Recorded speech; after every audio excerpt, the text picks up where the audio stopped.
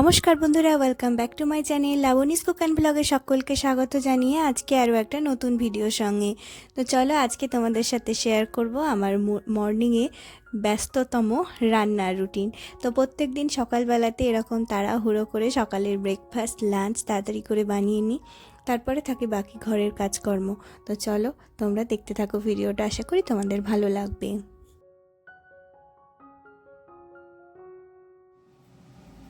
তো আজকে সকালবেলায় মানে কিছুই রেডি করিনি। আজকে সকালে ব্রেকফাস্টে কি বানাবো, লাঞ্চটা ভেবে রেখেছিলাম এই সবজিগুলো করব।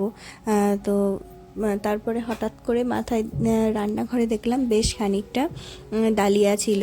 তো প্যাকেটেই রাখা ছিল, ওটা ঢালা হয়নি।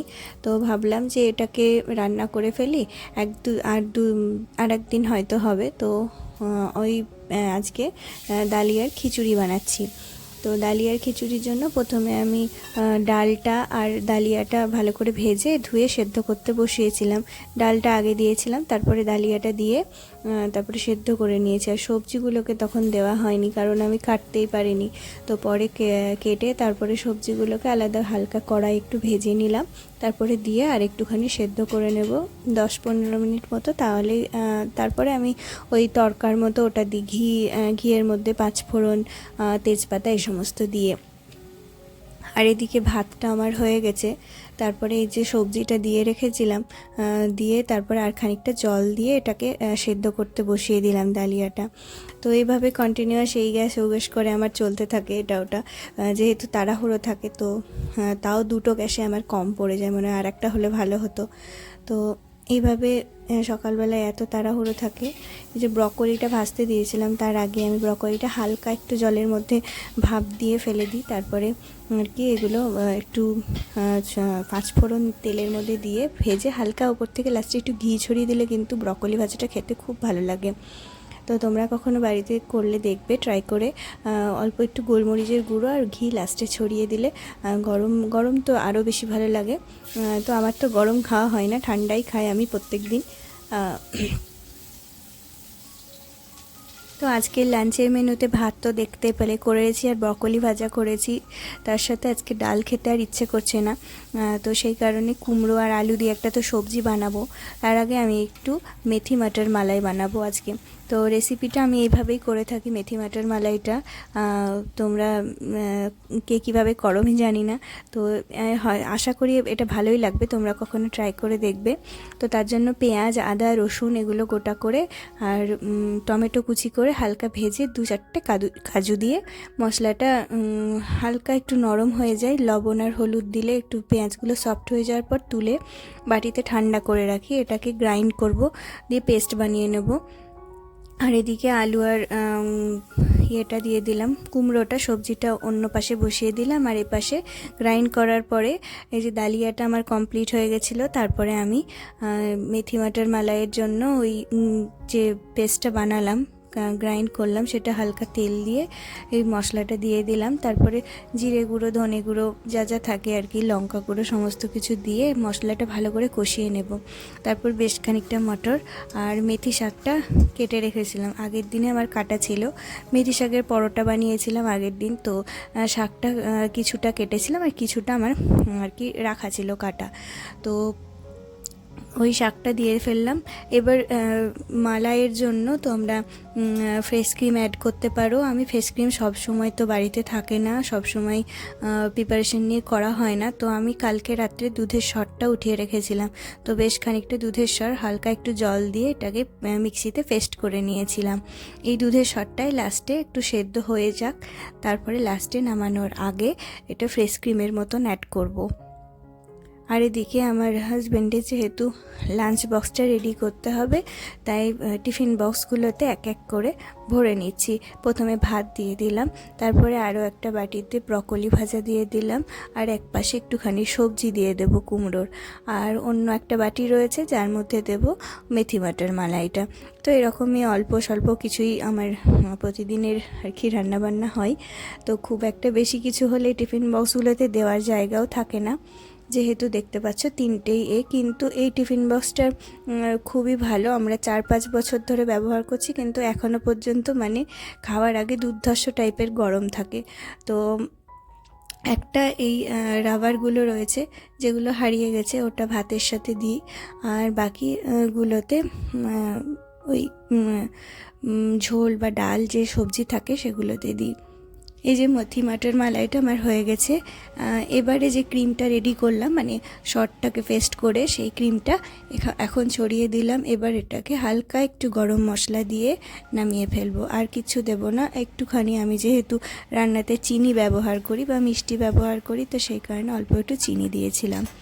তারপরে এই যে ওর জন্য টিফিন বক্সে তুলে নিলাম, বাকিটা আমরা আলাদা একটা বাটিতে ঢেলে রেখে দেবো। এটা একবেলাতেই শেষ হয়ে যাবে, তাই আলাদা করে আর অন্য বাটিতে তুলছি না। তো মেথি মাটার মালাটা খুব টেস্টি হয়েছিল খেতে।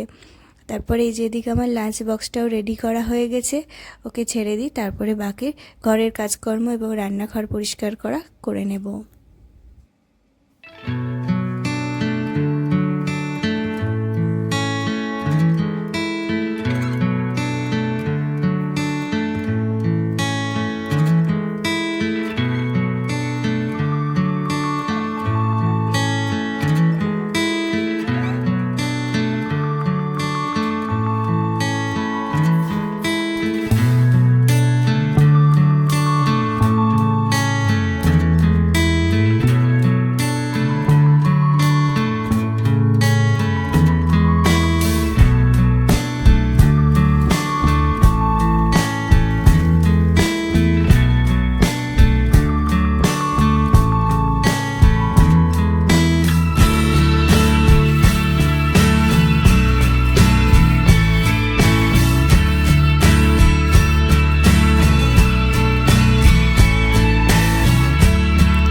সকালের কাজকর্মর পরে আর ঘর মোছা আর স্নান খাওয়া দাওয়া সেগুলো তোমাদের সাথে শেয়ার করিনি। তারপরে সন্ধেবেলায় আমার ছেলের একটা প্রজেক্ট দিয়েছিল, তো সেটাই বানাচ্ছিলাম।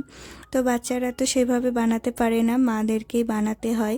তো আমার যেহেতু আর্ট অ্যান্ড ক্রাফটের কাজ করতে খুব ভালো লাগে, তো আমি তো এগুলো পেলে বেশ ভালোই লাগে।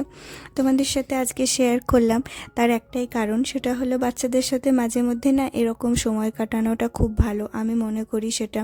কারণ আজকাল বাচ্চারা শুধু টিভি মোবাইল এই সমস্ত দিকেই চলে যাচ্ছে, তো এই সমস্ত জিনিসগুলো আমরা প্রায় ভুলে যাচ্ছি। তো সেই জিনিসগুলো আমরা যাতে ওদেরকে দিতে পারি, তো সেই কারণে ওদেরকে নিয়ে একটুখানি ওদের পিছনে এই সময়গুলো দেওয়াটা আমার মনে হয় খুব ভালো। তা সেই ক্ষেত্রে তো ওরা করতে না পারলেও ওদের একটু ইনভলভ করলে পরে ওরা সেই জিনিসটা শিখতে পারে। তো আমার এই যে একটা কেকের যে বেস হয় সেটা পড়েছিল, মানে কিছু একটা বানিয়ে দিতে বলেছিল স্কুল থেকে, তো আমি কেকের বেসটা দিয়ে একটা বানাচ্ছিলাম মেরি ক্রিসমাসের তো এটা যদিও ভিডিওটা অনেক দিন আগেকারই তোমাদের সাথে শেয়ার করলাম, তার একটাই কারণ তোমাদের ওটা বললাম, সেটা হলো বাচ্চাদের সাথে এরকম ধরনের সময় কাটানো বেশ ভালো লাগবে। দেখবে মা বাবা আজকাল বাচ্চাদের সাথে সময় না দেওয়ার ফলে কিন্তু বাচ্চারা দূরে চলে যায় অনেক। তো সেই কারণেই তোমাদের সাথে এটা শেয়ার করলাম। আর এরকম প্রজেক্ট প্রায়ই দিতে থাকে স্কুলে, তো আমাদেরকেই করতে হয়, তারপরে গোছাতে অনেকটা সময় চলে গেছিলো। আর এই একটা জিনিস যেটা আমি খুব ভালো, মানে আমার পার্সোনালি খুব ভালো লেগেছে, তাই তোমাদের সাথে শেয়ার করলাম, সেটা হলো লাইট, ফ্যান, এই সমস্ত স্টিকার। তো স্টিকারগুলো লাগানোর ফলে না এত সুইচ নতুন ঘরে আসার পরে মুখস্থ হয়নি যে কোনটা কিসের সুইচ, বুঝতে পারি না। তো এই স্টিকারগুলো মিশো থেকে খুঁজে পেয়েছিলাম, আর খুব ভালো হেল্পফুল একটা জিনিস, তাই তোমাদের সাথে শেয়ার করলাম। আরও একটা হেল্পফুল জিনিস যেটা এখন শেয়ার করবো তোমাদের সাথে, সেটা হলো এই বেডটা দেখতে পাচ্ছ, এটা আমার একটা বেড, যেটা ওই যে এখন ইন্টেরিয়ারে করে না মেঝের সাথে ফ্লোরের সাথে লাগানো, তো সেই ধরনের বেড। তো এবার এই ধরনের বেডগুলো আমার আগেই রেডি হয়ে গেছিলো, কিন্তু আমরা তখনও শিফট করিনি, আগস্ট মাসের কথা বলছি। তো তখন আমাদের ঘরে কি হয়েছিল, জল ঢুকে গেছিলো। তো এবার জলটা কিভাবে ঢুকেছিল সেটা হলো যে আমাদের এই ঘরের সাথে হলো ব্যালকনি, তো ব্যালকনিতে আর কি অনেক নোংরা পাতা এই সমস্ত পড়ে আর কি মুখটা বন্ধ হয়ে গেছিলো। বাড়িতে না থাকলে যা হয়, রেগুলার যেহেতু পরিষ্কার হতো না, তো এক রাতের মধ্যে প্রচুর বৃষ্টি হয়ে আর কি পুরো ঘরে জল ঢুকে গেছিলো। আর ঘরের এদিকটা ঢালু হওয়ার কারণে স্লাইডিং ডোরের নিচ দিয়ে পুরো জলটা ঘরে আসে। আর এই বেডের মধ্যেও অনেকটাই জল চলে গেছিলো। আমরা 2-3 দিন পরে এসে দেখি পুরো ঘরে জলময় হয়ে গেছিলো। আর কিছু জিনিসপত্র যেগুলো বেডের মধ্যে ঢোকানো হয়েছিল সেগুলোও কিন্তু জল ঢুকে গেছিলো। মানে বেডের নিচে একটা কাঠ থাকে প্লাই, তার নিচে জল চলে গেছিলো। আর এবং সেই প্লাইয়ের নিচগুলো আমরা খুব ভালো করে পরিষ্কার করে রোদ্দুরে দিয়ে 2-3 দিন এই সমস্ত খাটাখাটনি হয়েছিল। কিন্তু এখন আমরা ডিসিশন নিলাম যে আবার পরবর্তীকালে কখনো বৃষ্টি হতে পারে, সামনেই গ্রীষ্মকাল আসছে, কালবৈশাখী ঝড় বৃষ্টি এবং বর্ষাকালে আবার আসতে পারে। তো খাটের নিচে এই ধরনের একটা জিনিস, এটার এক্স্যাক্টলি নামটা তোমাদের এখন বলতে পারছি না, যদি কারো প্রয়োজন হয় আমি তাহলে পরে বলে দেব। তো এই জিনিসটা আমার পুরো খুব হেল্প করেছে। এটা আরও একটা জায়গায় লাগিয়েছি, তোমাদের পরে কখনো দেখাবো। জলের জায়গায় বাথরুমে অনেক সময় জল ঢাললে উপচে বাইরে আসে, তো সেই জায়গাটাতেও কিন্তু এটা লাগানো যেতে পারে। এর সাথে একটা আঠা দিয়েছিল, যেটা ভালো করে লাগিয়ে নিলাম পিছনে, তারপর চেপে চেপে বসিয়ে চারিদিকটা এইভাবে আটকে দিলাম।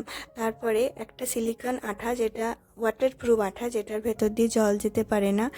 যেখানে জলের জায়গায় কোনো জিনিস লাগানোর হলে না, আমি যেমন বাথরুমে একটা হুক লাগিয়েছি, যেটা বারবার আঠা মানে জলের জায়গায় খুলে গেছিলো, তো সিলিকন আঠা দেওয়ার ফলে কিন্তু সেটা একদম খোলেনি। খুব ভালো একটা আঠার যেটা সন্ধান পেয়েছি, তাই তোমাদের সাথে শেয়ার করলাম। খুবই ভালো একটা আঠা। তো সিলিকন আঠাটা চারিদিকে এইভাবে দিয়ে দিলাম, যাতে কোনো রকম জল আর বেডের মধ্যে যেতে না পারে। অনেক সময় আমাদের সাথেও বালতিতে জল পড়ে যেতে পারে, তো যেই কারণে আমি এটা লাগিয়েছিলাম।